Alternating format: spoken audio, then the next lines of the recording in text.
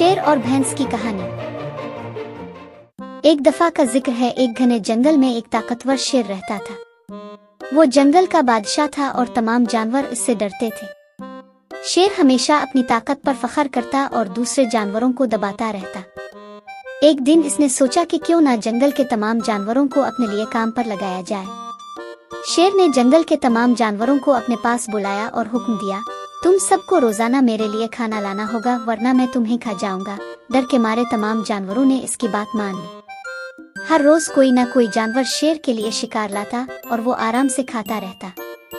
जंगल में एक बड़ी और ताकतवर भैंस भी रहती थी।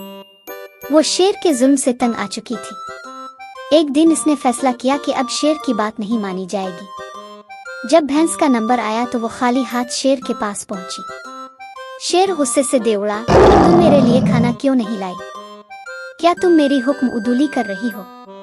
भैंस ने बड़ी बहादुरी से जवाब दिया, हम सब थक चुके हैं। तुम हम पर जुल्म करते हो और हमारा हक मारते हो।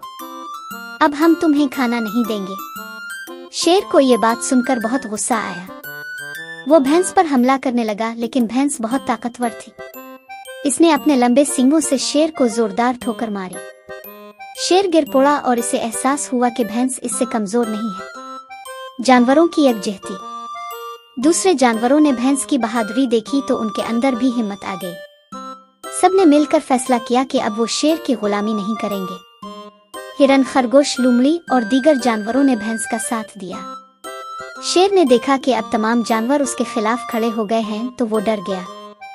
इसे समझ में आया कि जुल्म करने वाला हमेशा अकेले रह जाता है।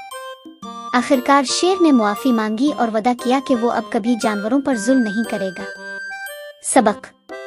इस कहानी से हमें ये सबक मिलता है, जुल्म का मुकाबला बहादुरी से करना चाहिए। अकेले इख्तिताम। शेर ने अपनी गलती तस्लीम कर ली और जंगल में अमन हो गया। अब तमाम जानवर खुशी खुशी रहने लगे। भैंस की बहादुरी की वजह से सब ने आज़ादी हासिल कर ली। इखलाकी सबक, मुत्तहिद होकर जुल्म का मुकाबला करो क्योंकि इत्तेहाद में ताकत है।